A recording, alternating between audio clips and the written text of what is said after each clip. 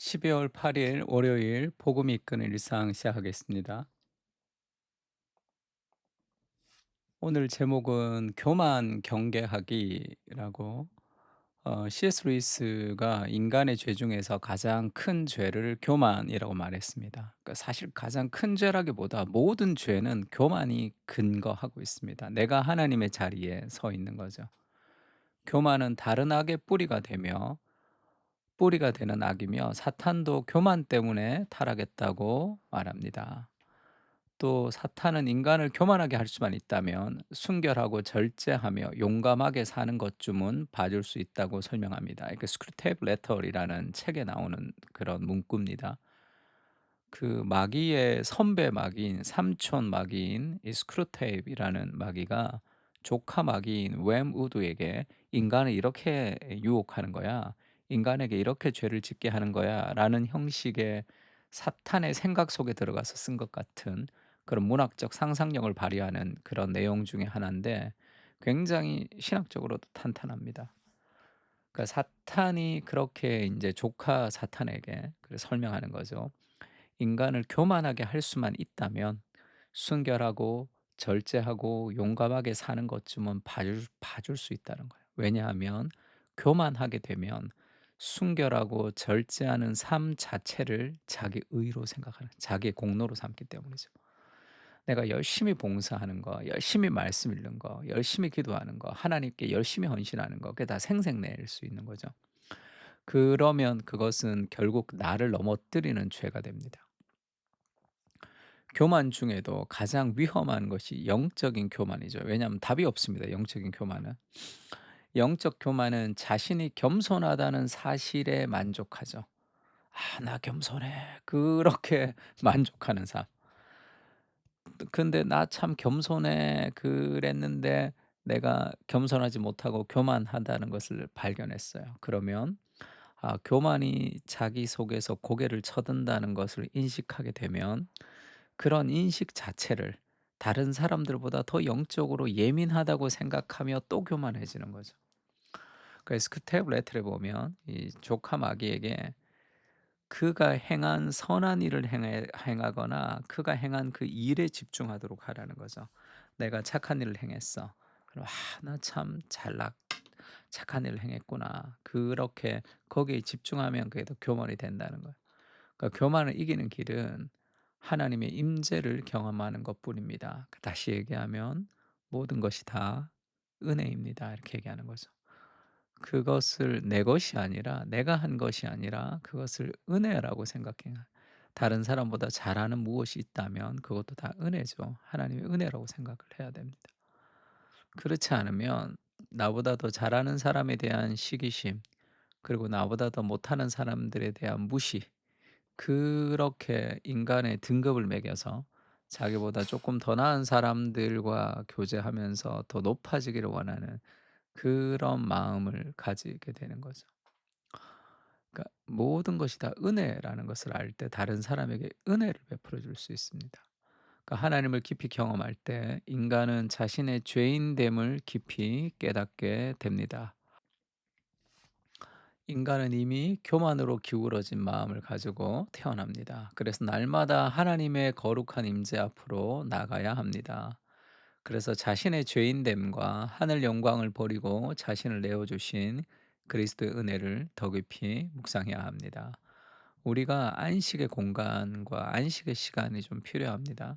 하나님의 말씀을 깊이 묵상하고 기도하고 나 자신을 돌아보는 그런 삶의 과정이 좀 필요하죠. 뭐 지하철 타고 회사 출근하면서 성경 읽고 뭐 이렇게 달리기 하면서 뭐 성경 듣고 그 정도가 아니라 하나님이 부수적인 그런 거 아니라 출퇴근길에 그냥 시간 없으니까 읽어야 되는 그런 정도가 아니라 정말 시간과 공간을 따로 빼내어서 하나님 앞에 무릎을 꿇고 하나님의 말씀을 듣는 그런 시간이 좀 필요합니다. 그때 인간의 교만이 이렇게 뿌리가 잘리게 되는 거죠. 그러니까 늘 아침에 일어나면 교만이 고개를 쳐들고 우리 삶 가운데 들어온다고 생각하면 됩니다. 은혜를 누리지 못하면. 야고보 4장 6 절이죠. "그러나 더욱 큰 은혜를 주시나니 그러므로 일렀으되 하나님이 교만한 자를 물리치시고 겸손한 자에게 은혜를 주신다 하였느니라."